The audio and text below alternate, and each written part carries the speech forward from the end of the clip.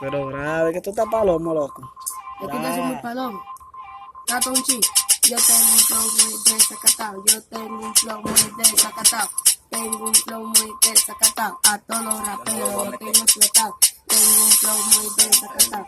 Tengo un flow muy desacatado. Yo tengo un flow muy desacatado. A todos los raperos los tengo explotados.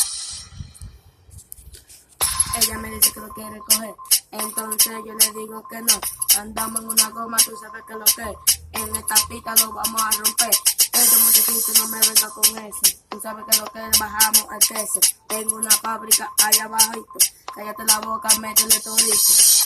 Tengo un flow muy desacatado. Es que pile gente que no hablan con el corazón, no hablan con la boca. Es que no saben la lucha que uno pasó limpiando botas. Y pile gente que creen que porque uno come es que está bien, pero ninguno sabe nada. La lucha que uno pasa para poderse superar. Ustedes todo lo que son uno come cagar. Aquí llegó el sonido de rap. A todo lo va a explotar como una granada, lo va a devoronar.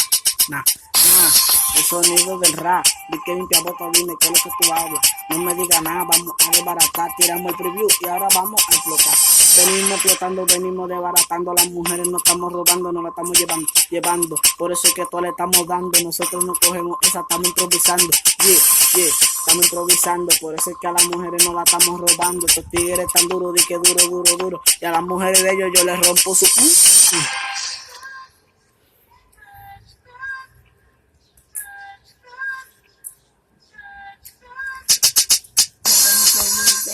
A todas las mujeres las tengo peladas. Cállate la boca, te los raperos que necesitamos. Cuando tiremos esta, nos vamos a matar. Mira, muchachito, no me venga con esa. A todas las madres ay, toma, date los números. Ya Toro no quiere grabar, parece que está nervioso y se va a asustar. Vamos a matar la payola, DJ Mamá, si DJ Mamá, Ñema, todos los DJ estamos. Toro produciendo. Felicito. Tú sabes. Álvaro. DJ Loma. Produciendo esta vuelta. El sonido de rap. El temporal. Aquí con el sonido del rap. Álvaro. Le metimos mano.